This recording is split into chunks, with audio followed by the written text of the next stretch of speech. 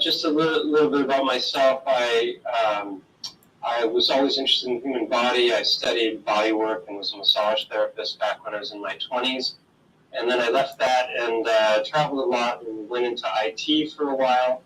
And then I wasn't happy with the idea of, sitting in front of a computer all day long. I loved computers as a hobbyist, but I didn't want to devote my life to that. And so I ended up going back to school to become a chiropractor. And the knowledge that I gained in school as a chiropractor is kind of what allowed me to start to recognize the patterns that I later made the videos about. So, some people call me a doctor. That term is a little sketchy because in the U.S. You can refer to chiropractors as doctors of chiropractic, but here in Europe you're not allowed to use the doctor title. So I'm actually what's known as a licensed chiropractor. But so some call me Dr. Mike, but that's mainly because of what I've done with the Titans and now with the petrified organs. Well, we were talking about Titans, mythology or real, and Gary had pointed out, interestingly, that many sports teams are labeled Spartans and Titans, for what that's worth. Why? Yeah, I have theories about that. I think, when it comes to like searches on Google for different topics that are, anything but mainstream, oftentimes when you go to search for a particular term that's unusual that maybe you've never heard of, you find like all of a sudden it's like some heavy metal band name or something like that. And so the, all of the initial links will be occupied by something that has nothing to do with what you're actually searching for. So well, that's true, but I think also that it could be furthering the agenda of whatever, naming a sports team or a heavy metal band after Titans or Spartans could be potentially propaganda for our minds to believe one certain way about them. But yeah, it's kind of truth in plain sight or revelation of the method, that sort of thing. Right. And so I did read and listen to your videos. I read your introduction also about how you kind of aim to prove that they existed, or at least give enough compelling evidence that Titans did exist. Could you tell us about the connection between, I'm just going to call it the Elephant Mountain because I don't know if I pronounced it correctly, the real name. What is the connection between this Elephant Mountain and the east coast of Spain and the Titans? Well, the name of the mountain is Montgo, and it's known affectionately by the locals as the Elephant because from one side in particular, it looks a great deal like an elephant lying on its stomach, and with like the trunk and the front wings extended forward in a plateau. But it also, as I show in the first video that I did, looks very much like an elephant from just about every angle. And so I never really thought much of it, but I came across videos on the topic of mud fossils and later tying that in other videos to the subject of Titans. And I had always just thought of it as mythology, nice fun stories, but I never really gave it much thought as far as something that might have actually existed, in the past. And it wasn't until coming across the videos on mud fossils and how that tied into the Titans, and also another video that was really calling into question a lot of the cornerstones of geology. In other words, taking a closer look at things like carbon dating and asking the question, is it really showing us what they claim it shows us? And is it as accurate as they claim?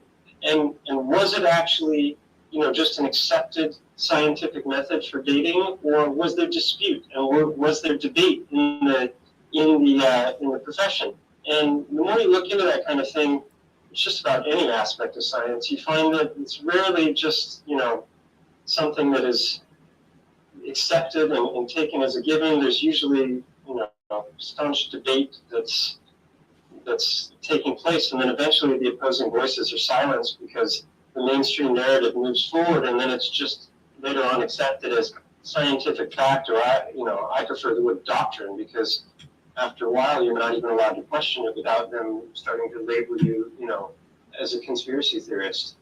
Wow. So if this is real and there's evidence of titans at the mountain, what evidence do you see, or what observations have you had that indicate what led to their demise? There's been a whole lot of science that I've come across in the last few months since I started my videos that I was unaware of when I started them, that gives some very, very solid scientific explanations for how something like this could have happened. In other words, well, not so much the existence of titans, but rather that if the titans existed, how could they have been turned into mountains? And there's a lot of evidence that's coming out that has to do with volcanic activity, things that we call lahars, and also things known as pyroclastic flow. So when there are major eruptions, these eruptions can be so extreme that they can spew out extremely hot ash at the speed of sound that can actually instantly petrify. This is mainstream geology. This isn't just some wild theory. And then you've got lava flows. There's the existence of widespread mud flood evidence all over the world, which many people are researching. And both the mud flood and the volcanic activity in the form of lahars, which is like a water, it can be fresh water or salt water mixed with ash. Imagine huge, massive walls of this moving. That, as well as mud floods, can very easily explain the existence of mud fossils. And that was originally what got me on the topic, because it's the idea that petrification can happen really a blink of an eye geologically. And that was something that was totally new to me, because my understanding of how fossilization occurred was that it's compression under the seafloor over millions of years of time that gives rise to these different layers of strata that are eventually pushed upward through tectonic activity, creating the mountains, and then those layers break off into smaller and smaller pieces, and then those get eroded through rain and wind and rolling down the river bottoms, and then eventually gives us these nice smooth rocks that we find in our rivers. And that's something that I never questioned. I just assumed that was how it was happening. And it wasn't until after I got on to the subject of the Titans that I started to revisit that narrative as well. And that was that led to another absolutely groundbreaking discovery, I think, that's equally as wild as the Titans in its own right. And what would that discovery be? Not that we're exploring it today, but can you share? Yeah, well, basically, I figured, there are a lot of videos that are being done by other people that are touching on the idea that many of the rocks or maybe all of the rocks that we see were actually once biological in nature, and that they weren't formed as we were told, but that they were actually part of living, breathing beings that were petrified or fossilized and then broke into pieces. And so when I started to think about that, and I saw some of the videos that were presenting different evidence of rocks, it was also a frustration for me, because so many of the rocks were kind of amorphous. They weren't real clear, and people who were presenting the information were presenting it as if it was a solid, indisputable fact. And I'm just looking at the rocks going, well, yeah, it kind of looks like what they're describing, but maybe not, And so I was curious about it, and I kind of asked the universe to send me an example of a rock that was just indisputable. And about 3 days later, I was hiking in a dry river bottom, and I came across a rock that absolutely floored me, because it looked so much like a heart. And I had to pick it up and take it home, and I started doing an analysis with my anatomy books and actually getting online and looking at 3D anatomy programs and looking at things inside and out. And there were so many coincidences that lined up with this specific rock that it just became undeniable that what I was seeing was actually a heart. And I thought, wow, that's not really explained by mainstream geology. I mean, we can have fossilization, but we don't have fossilization of organs. They're finding skeletons and whatnot, but organs, and so that was what I did the first video on, was just that rock, because I wanted people to learn and understand the anatomy so that they were able to recognize these themselves. Because later on I went out again and I figured, well, if I can find one, if my theory is correct, I should be able to find a lot of them. And I went out, and in the space of about 2 or 3 hours, on 2 or 3 different occasions, I found upwards of 100 different parts. And it's interesting because the hearts are very, very distinct anatomically. So the other rocks, like if you think of organs, if you think of a kidney or you think of a gallbladder or something, these are going to create rocks that are kind of oval shaped or oblong. They're not going to be very distinct. Whereas the heart is a very, very specific anatomy. It's a dense organ, and it has openings in very specific places. And when we die, the heart goes into contraction automatically. So the lack of life, the lack of the production of ATP, we need ATP in order for the muscle to actually relax so that the muscle fibers release. So without the presence of the ATP, the muscle goes into contraction. And so it takes on a very specific form when it's in contraction. And that's what I show in the videos, and I show all of the anatomy. And then the second video is a follow-up to that where I showed the additional findings.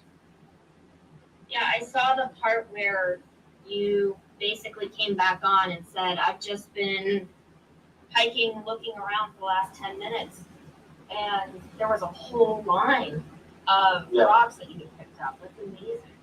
And they all have a very, very specific shape. And when you know the anatomy, you realize that shape matches the anatomy perfectly.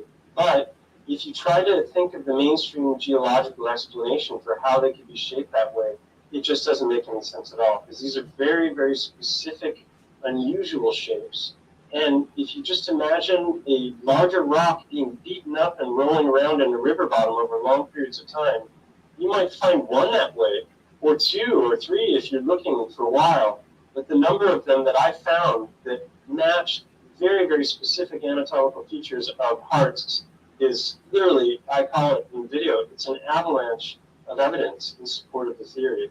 Unfortunately, that means that geology as we know it really needs to be revised dramatically, because the origin of rocks could very, very well across the board be needing revision, because most of the rocks are biological in nature. That's the conclusion that I've come to.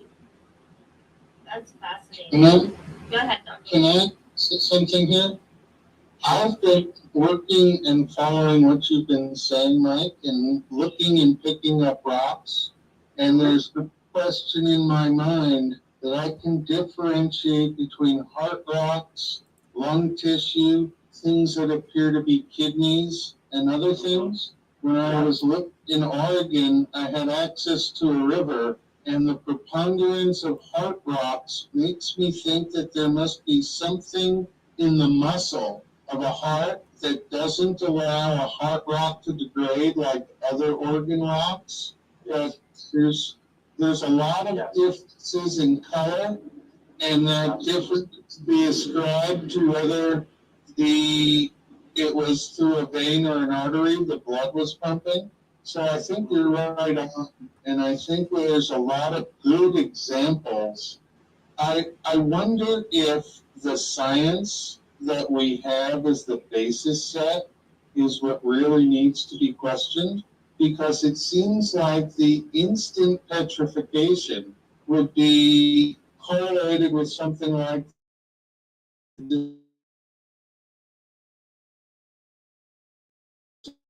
appearance. Water decided open here and left. What is the remainder of the organic structure petrified would turn to stone?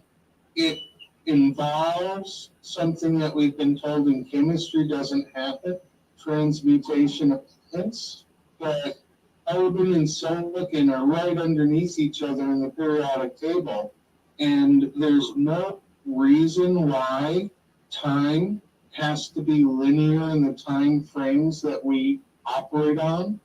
It seems to me that if time is a continuum, we could take 1 million years in a picosecond, which is 10 to the minus ninth, and it would seem like a normal human lifetime to make all those changes involved in 1 million years of history.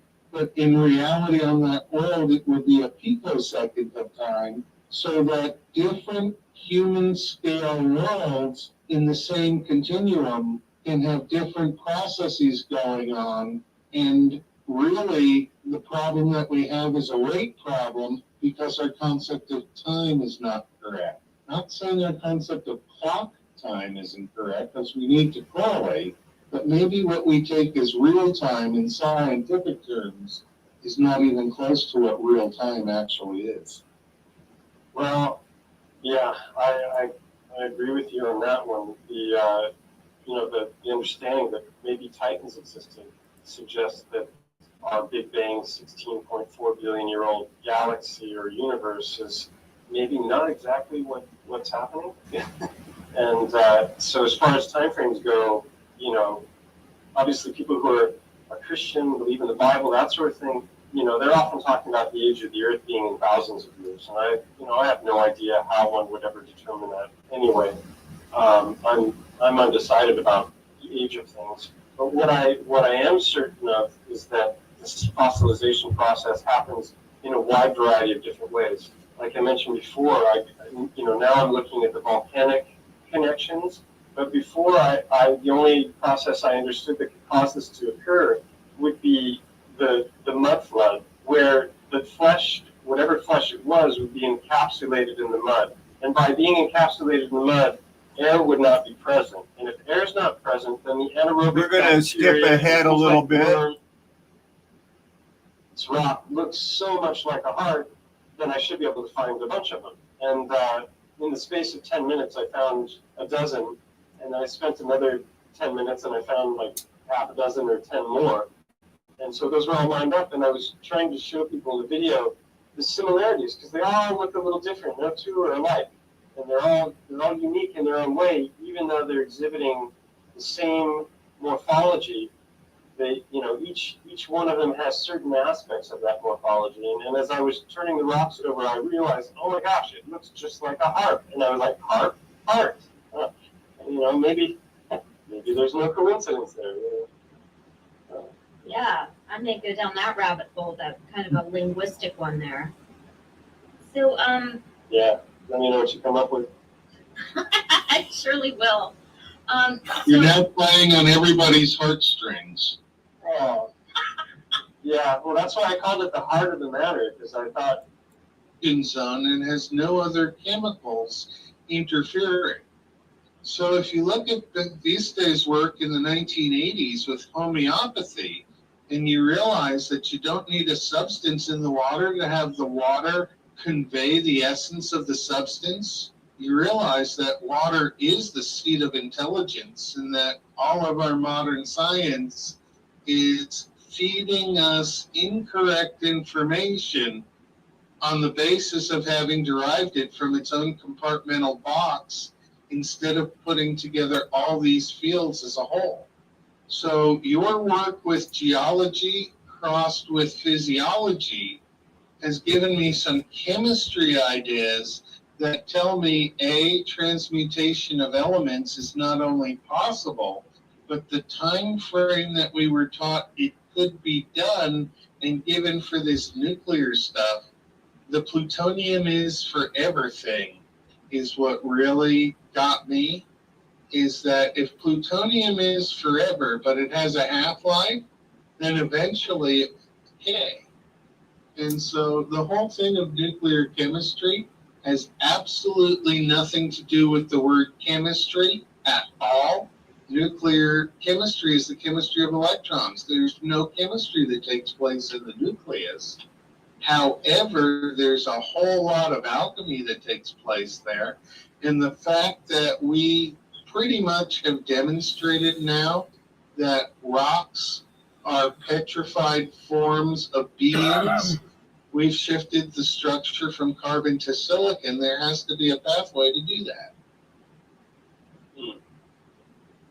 yeah. So what? Well, you touched on a lot of different topics there. First of all, going back to what you said about university, speaking again about Mud Fossil University, I have a problem when science becomes dogma. And I think that there are a lot of people who don't even realize it, because they go around thinking they're atheists or they're agnostic, and they're very much subscribing to a religion, and it's the religion of scientism. And when we encounter things that are unquestionables, and you're not allowed to actually contemplate if something could be true without being considered a quack or a fool, then that should already give you a reason to pause and say, maybe there's something to look into here. I find that to be the case more and more. You know, I have 2 degrees. I have a degree in Italian cultural studies with a minor in philosophy, and then I became a chiropractor. So I've spent a lot of time studying in my life. You know, when you look at the university system, you already were talking about compartmentalization.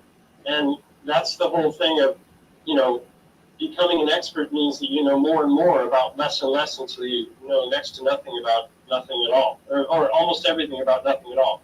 So you've got the compartmentalization where you don't have cross-disciplinarianism across ologies. You have the ologies getting more and more fragmented, so that within geology there are zillions of different specialities, but few of those people have any kind of a larger overarching view of their own ology, let alone the other ologies and how it relates. And then on top of that, if you look at the way the system of science works, we're told that the gold standard is the randomized controlled trial. You know, that you're going to have a control group and you're going to have all these things that you're going to set up. And if you do a scientific project and then you write a paper, then to decide whether or not that paper is going to get published is a whole process known as peer review. And to me, peer review is just nepotism and, you know, backslapping. Because Yep, I call it peer review. ultimately, it's ultimately a logical fallacy. It's an appeal to authority. And so people go around believing these things as fact because they're accepted by the mainstream, because a whole bunch of people at the top who are probably professors with tenure and have vested interests in perpetuating the flaws in their thinking, in their discipline, because they arrived at conclusions and they weren't using the proper scientific method to do it. And yet those are the ones who are in control and determining which papers are going to be published in the journals. So the university system, I think, is kind of broken, you know, almost as badly as the political system. I think you're exactly right on that. And that's one of the purposes of the new way, is to I didn't realize I was on camera here until I started. I saw that. I forgot to say hi to Marcy, and then I wanted to say hey to QP and Sean. And then I looked down, and they're like, what am I doing on there? Anyway, I've been watching this, and I was interacting a lot earlier. It's been really good. Now, where is the... So I do want to welcome you, but I probably should change this. Want to let you know that, man, today, and anybody still here? Marcy, you still here? Here's the thing. I have so much new stuff pulled up, and it's going to prove that the people that use math admitted themselves. I've got to get a preview. Do I have some math stuff pulled up? Or is this from last night? Oh, yeah. I am going to be destroying their Olympic level math with their subsets. Look, they're counting an empty set as a multiple of 5 so that they can do their little tricks. Don't worry. I'm going to explain it without a lot of pain. Oh, I had to have more than that. I know I did. I got screenshots for today. Look at that.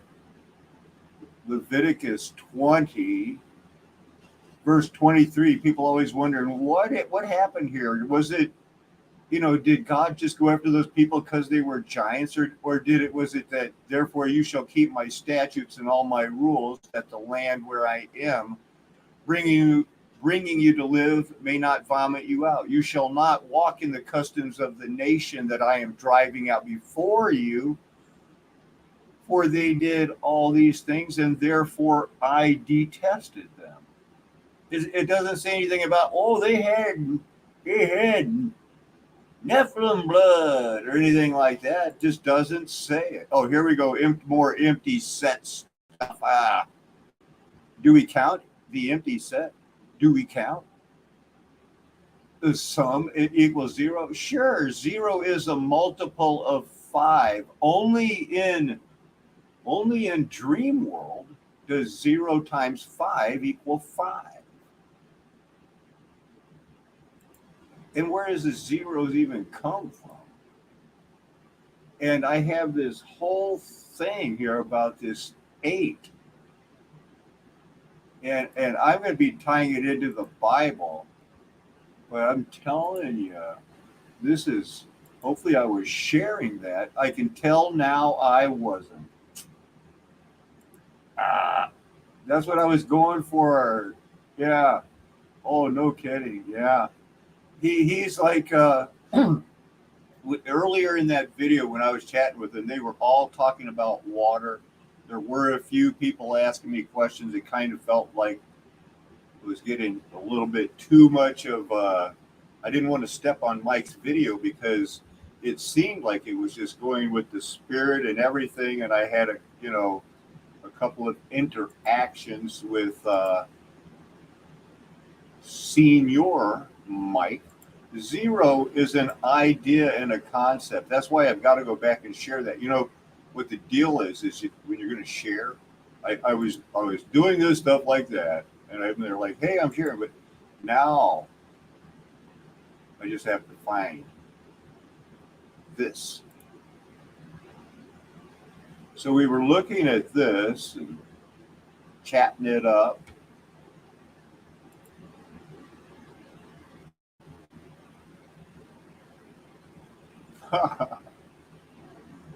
Nope. Yes, I am going to show this, but without the video. I'm just going to show the first few seconds.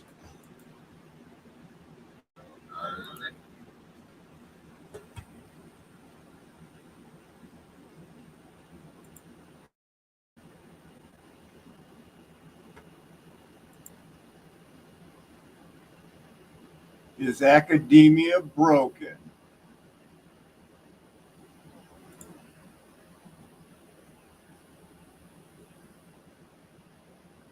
I want to show you this one thing that I said, because this was just getting started here. I'm not sure when I came on.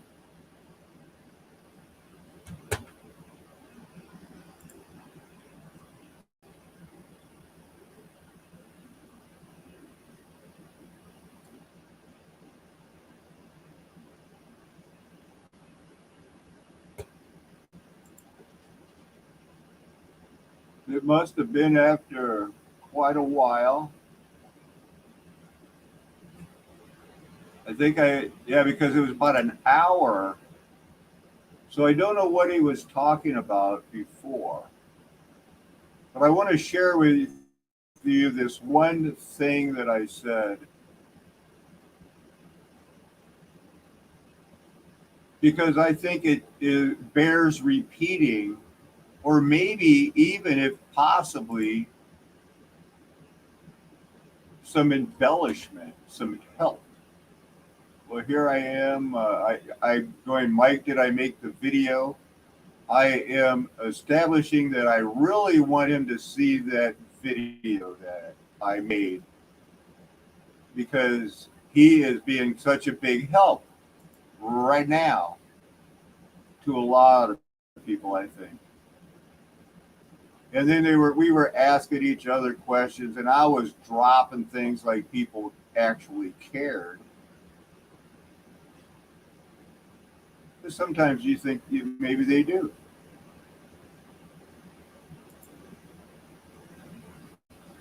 Let's see here. What I mean is I used to be so sure.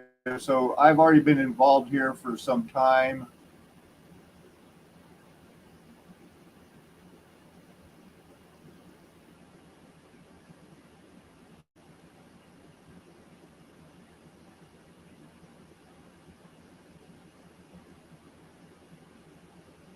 So here's what I wrote down here. Oh, I just barely got it. I didn't. We are talking about the Nephilim, it goes, I said, they were magnetic powered, self charging torus fields living in a world of infinite Mobius strips powered by vibrations caused by the Word of God, living swastika souls marking H2O. And we were talking about water. Fibonacci cycle of inhales and exhales just in order to catch my bearings and return me to a ground state where I can think clearly. Whereas what seems to be going on today in the media and with the world is pushing everybody to higher and higher excited states so that everything is urgent and has to be done immediately and nothing is really important. And so the important. So we know we can always come back here and pick that video up. And now with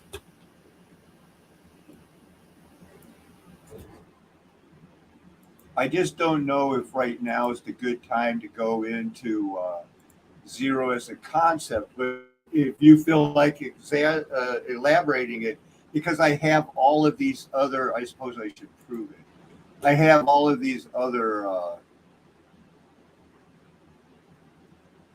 things pulled up, for a video that I'm going to do about it. And it's just, I don't want to sidetrack, so I'm set. I'm ready to go on proving zero is part of the plan. Okay, yeah, that's a good way to do it. I've even prepared. I know this whole going live sometimes distracts from writing, but I realize I'm never alone, like an empty set. Then I see evil has based their computer math of a Klein bottle. I just feel like I messed that up because I was supposed to say of, and I went, ugh. I realize I'm never, and I'm not going to get into it. You can spell these words any way you want because I'm really on an anti-C.S. Lewis,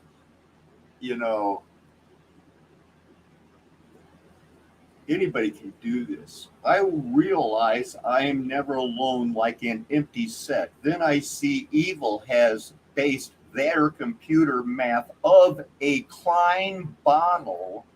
I'll show you what that is later, a Klein bottle. So I want to expose zero as a hoax because the true Klein bottle is our body. I forgot I wrote this down. Look at that. I only made one mistake and then I fixed it, I think, really quick.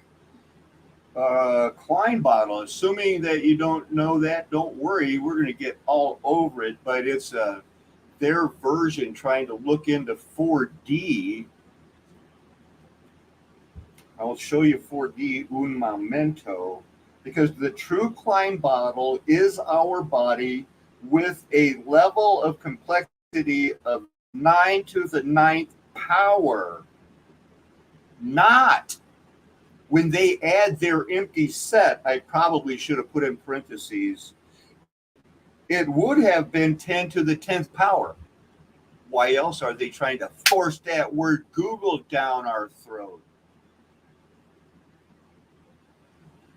So I see 9 levels of complexity based on our body being 2 ears, 2 eyes, 2 nostrils, 1 mouth, 1 anus, and 1 urinary tract. Would those be the only entrances and out of that, as they use an ant could crawl in one way and back out the same way, traversing? Let's say like the way let's say you approach the ant as they built their old labyrinths in the Renaissance. If you always turn to the left, eventually you'll always make it. As the polar spider bot, which was the first. I studied that, found that out in Wikipedia, went in, signed up, found it, shook hands.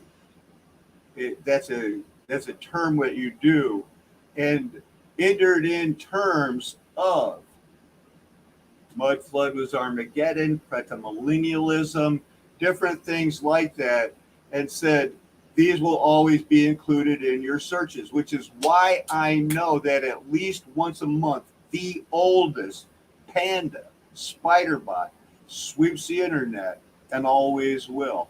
It doesn't matter. I didn't shake hands with the devil. I shook hands with the panda.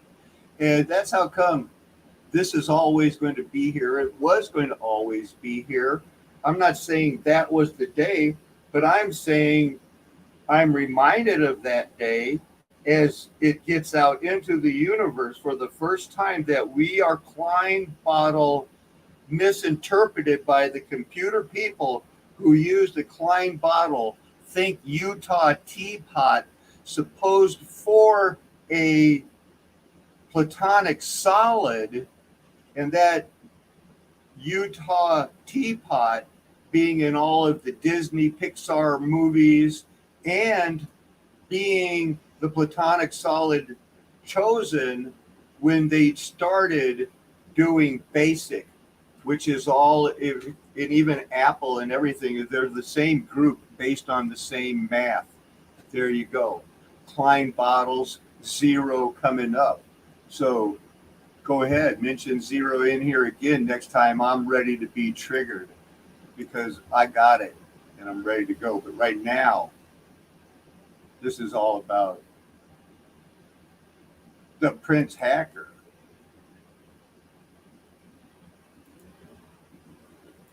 Important things slip through the woodwork. And right now, I think we're at a cusp of reality where it's important to be grounded and watch what's happening in the external reality and being able to deny that it's true because it's being presented by a media that is based on an education system that has been teaching us lies since the beginning.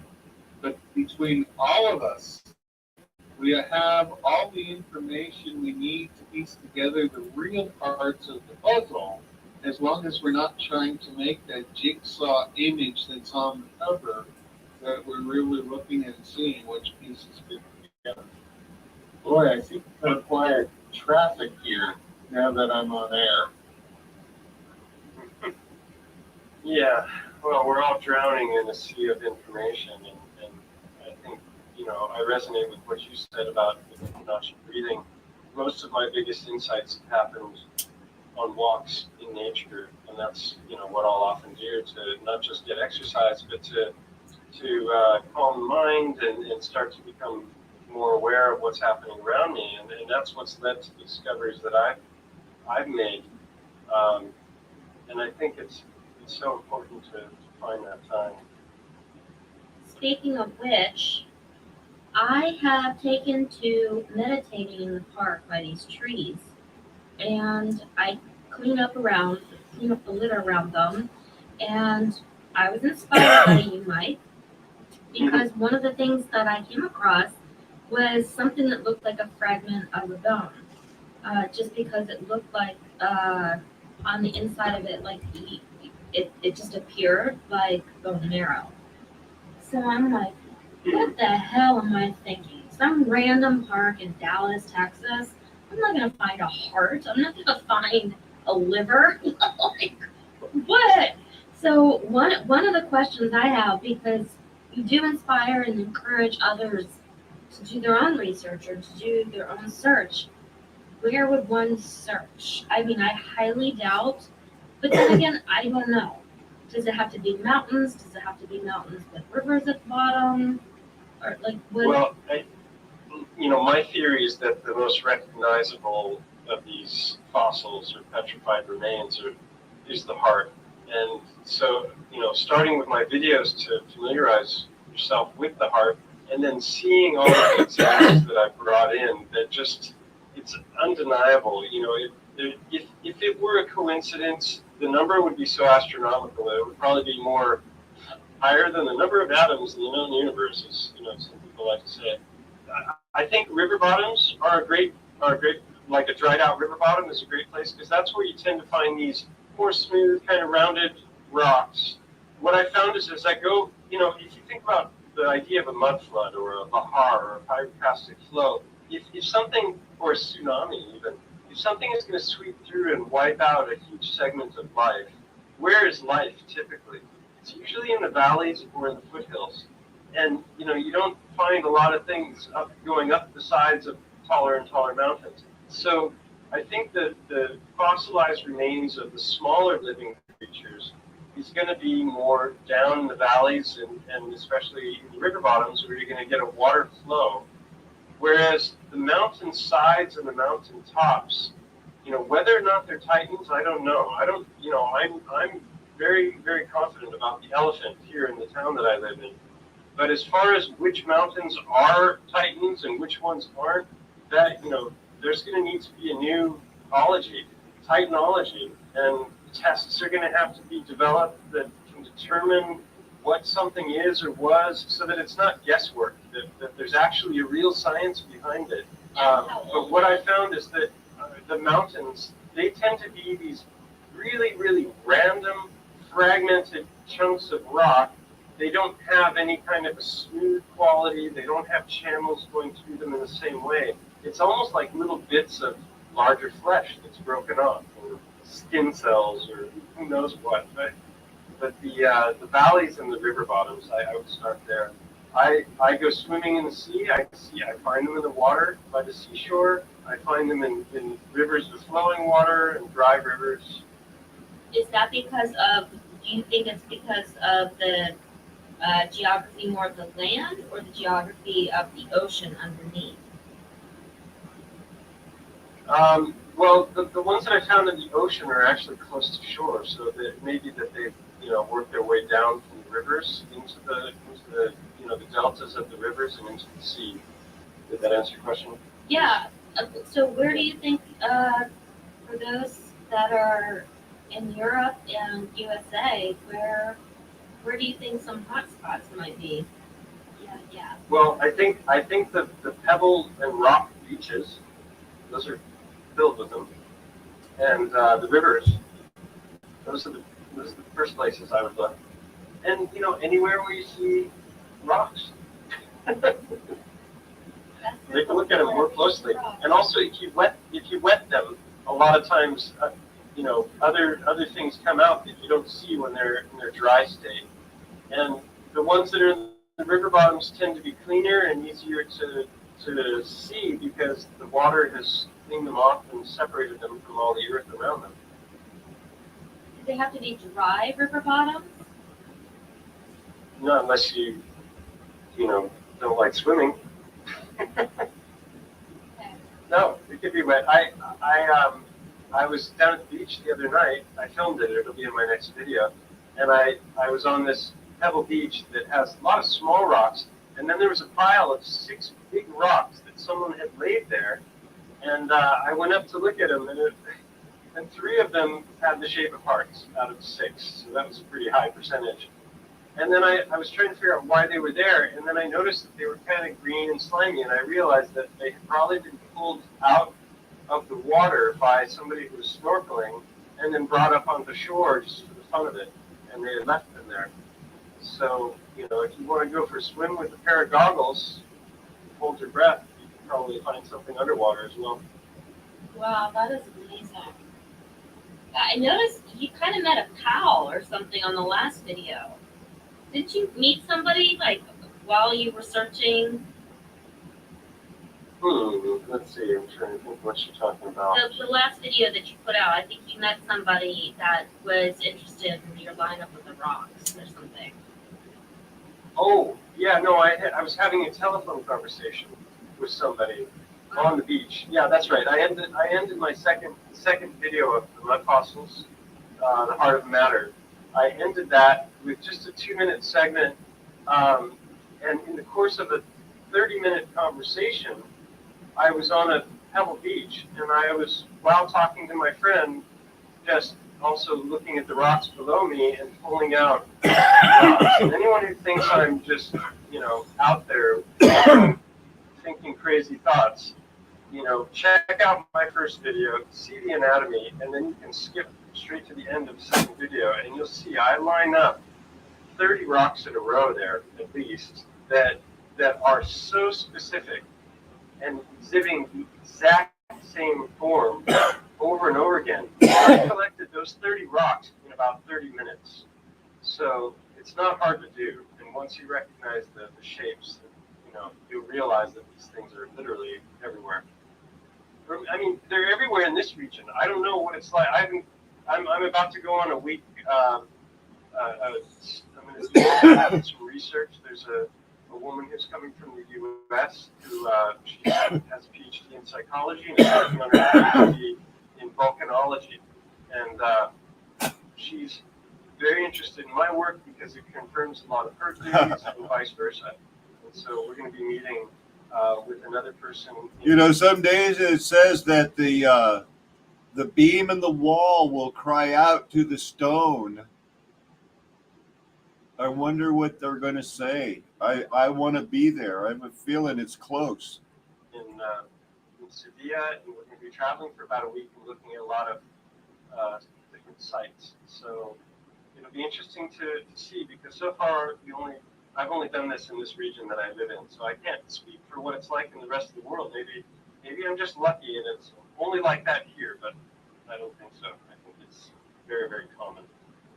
Are you curious about where you were born in California, where some of this interest? Oh yeah, my hometown, there was a big river, a dried out river bottom that only flows once in a while that was filled with all kinds of rocks that would be interesting to revisit and look at with different eyes. It's so fun to do. It's almost like when I lived in Sweden, we used to go looking for mushrooms, and you develop mushroom eyes where you can't even see the forest anymore because you're scanning constantly for mushrooms. And that's kind of how it is now for me with the hearts. I'm always looking at the ground. I'm not scanning the woods for mushroom. I did get some and things like that, but we haven't figured out how to do that carbonization yet. But I'm looking for the mail. There are some coming in the mail. Did you know that the Amanita muscaria, what I've just found out, the one that I've been on record saying, I think this is the one. It's the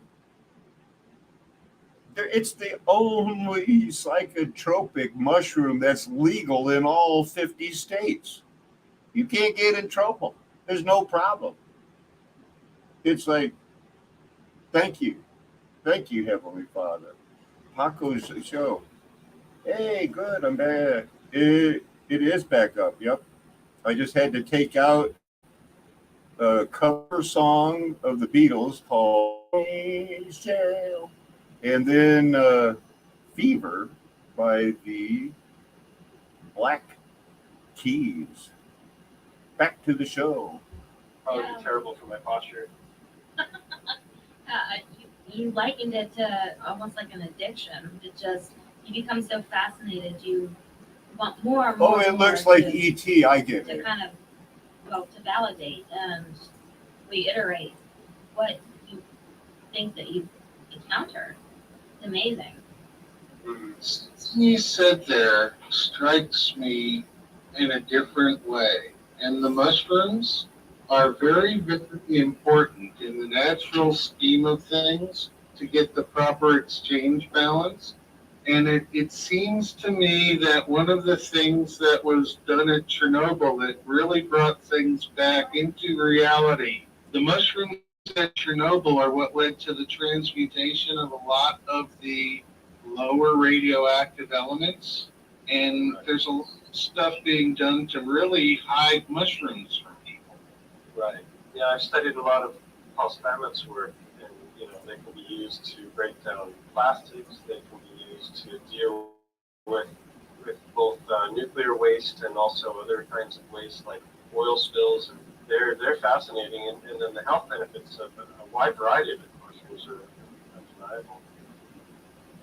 They're also using mushrooms in greenhouses to boost the CO2 content in the air.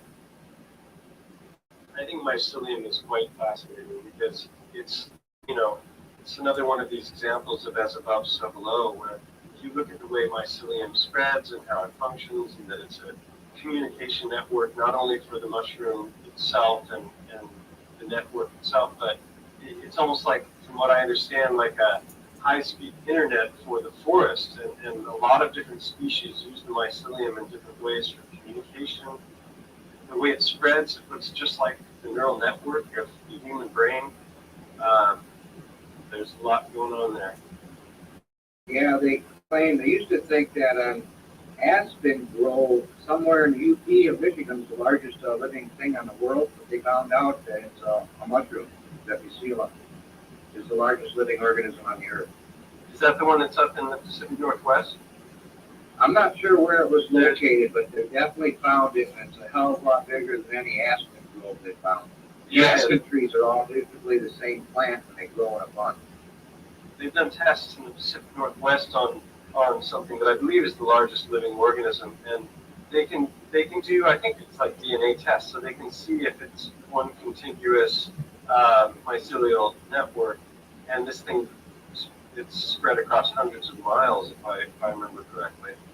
Right, and somehow it's, you know, it when it jumps to the Pacific Northwest, because the Prince Hacker is absolutely right. It is up there in Washington that has the largest organism in the world, and it is mycelium that is living. And when we see mushroom, it actually is just, that's its fruit of the largest organism in the world. And somehow when it connects up there, it comes down here. I didn't know that the only, or one of the best place to find mushrooms where you could just go out and find them yourself is up there in the Northwest and in a small southeast corner of Texas where the Lord has put do-re-mi. So we've got that going and ordering these, and I really think that there can be not an overemphasis on what is the Spirit telling you about mushrooms. No one ever should, push a mushroom on you or push anything like that. If it's not your Spirit saying, and that usually is not a spur of the moment decision. It's something that would have been considered in prayer long beforehand. Not saying that the moment couldn't come upon you quickly, but at least I wax an elephant. Yeah, it was very, very large. It was surprising how big it was. Southern Oregon on the eastern side of the state is where it is, but I'm not sure the town location. It's the whole It goes down into seems like California. mushrooms are It the goes over interface to between Montana. Plant roots, which give sugars to the mushroom, and metals, which come from the ground, are taken up by the mushroom and then fed to the plants. And then trees that get too much nutrition from the mushrooms that are symbiotic in the ground bleed that out to the lichen. And so the lichen actually acts like the hairs on your arm to take out contaminants from the body in the location where they're distributed, as opposed to pumping them to a central location like the colon for removal. One of the most interesting books I ever read was, I think it was a German author, and it was called The Secret Life of Trees. And the first 100 pages of that book was, it was like taking a mind-altering substance, because he goes into great detail about all the different tricks and things that these, the mycelial network and the trees and these different methods of communication that they have are incredibly complex. And anyone who thinks a tree is just sitting there absorbing light and, growing and not doing much more doesn't have a clue. Secret Life of Trees, definitely recommend it. Yeah. There's there's a lot of in-depth work in the literature that doesn't get translated out onto YouTube anymore.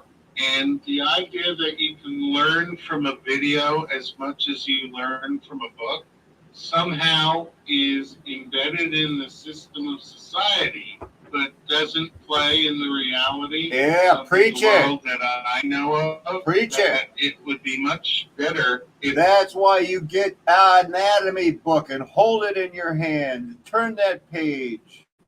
people actually reference books than YouTube videos for the knowledge that they have.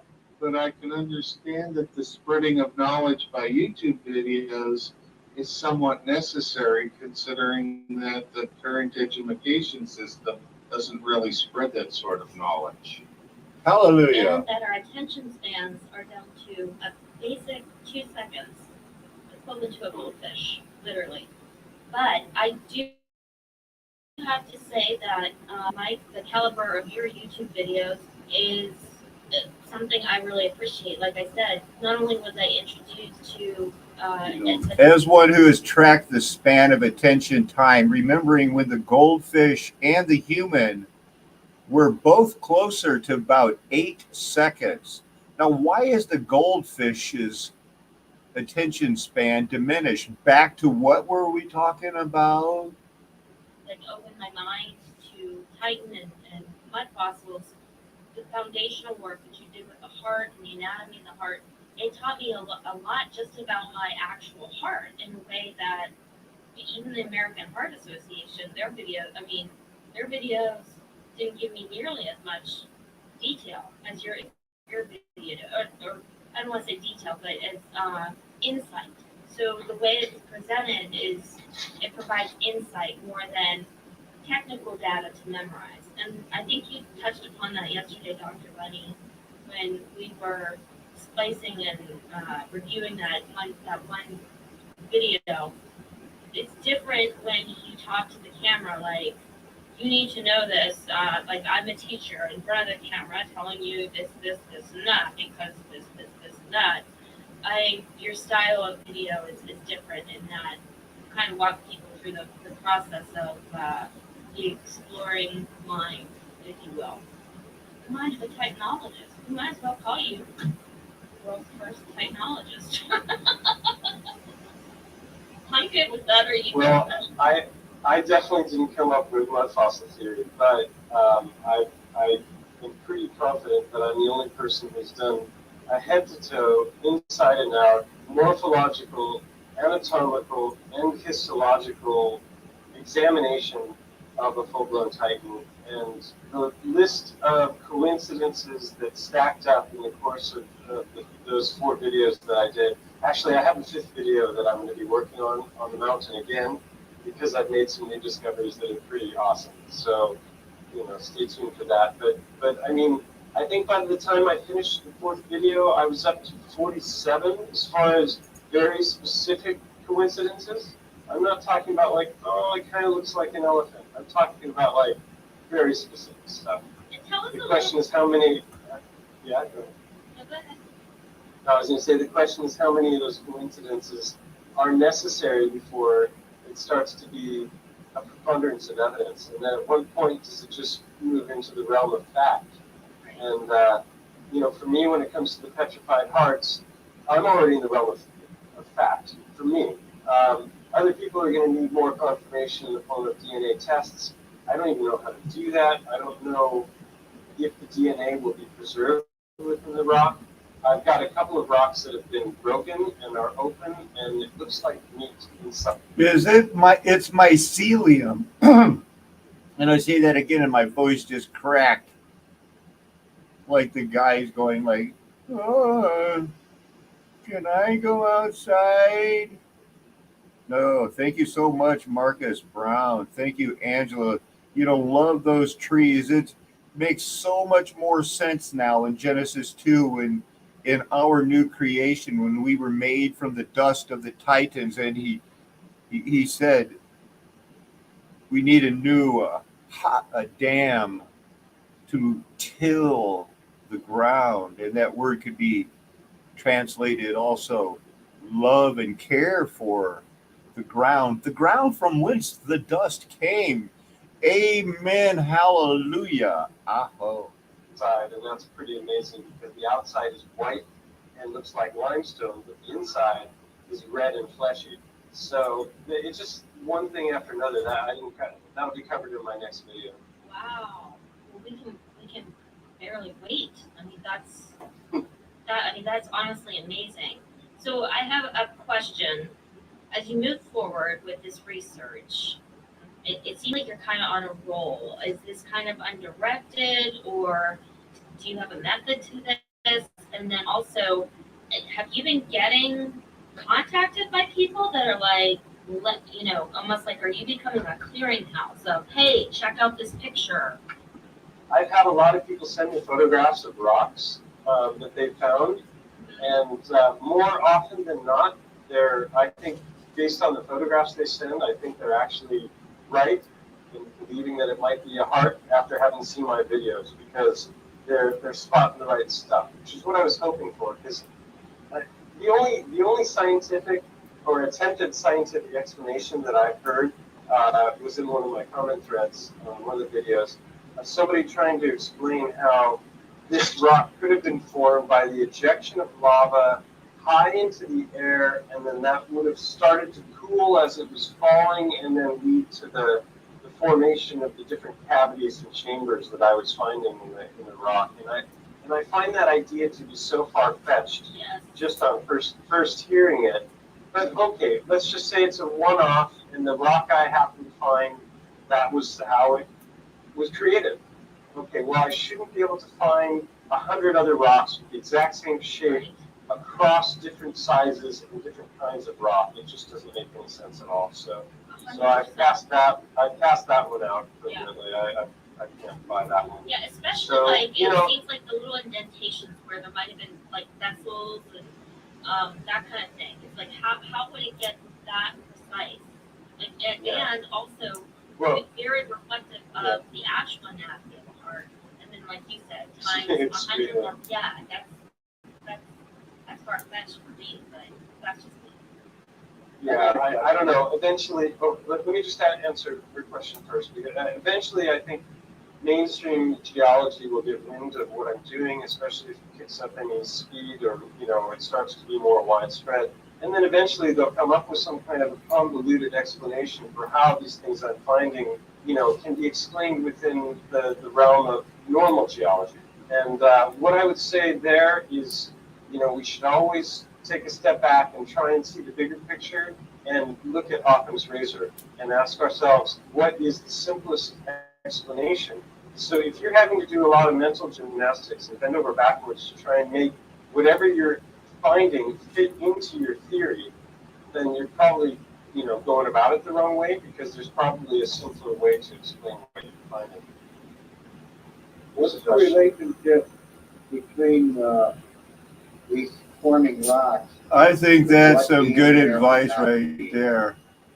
Well, Like as humans, we take And Mike is the one that right now, without his expertise, and what they say of, gravitas, it's just,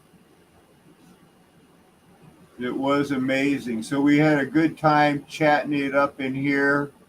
I didn't embarrass the flat earthers, and everything was going good. We're going to forget about this kind of stuff, whatever they got going. Like, we have explanations.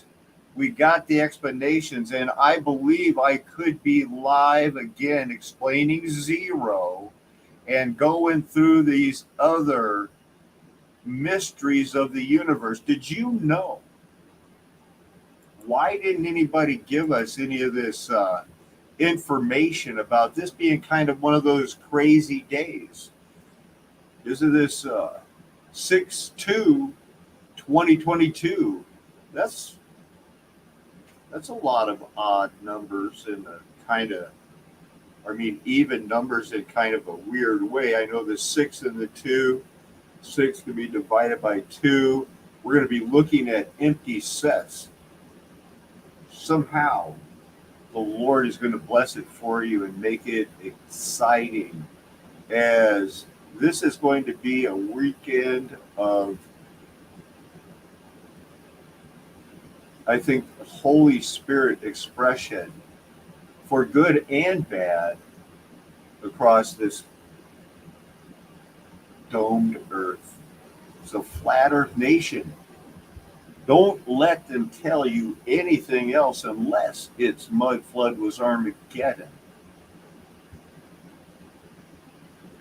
No, that's how you're supposed to start the show. It's supposed to be right now, where I end up going, because I have your best interest at heart. Amen. Hallelujah. I hope.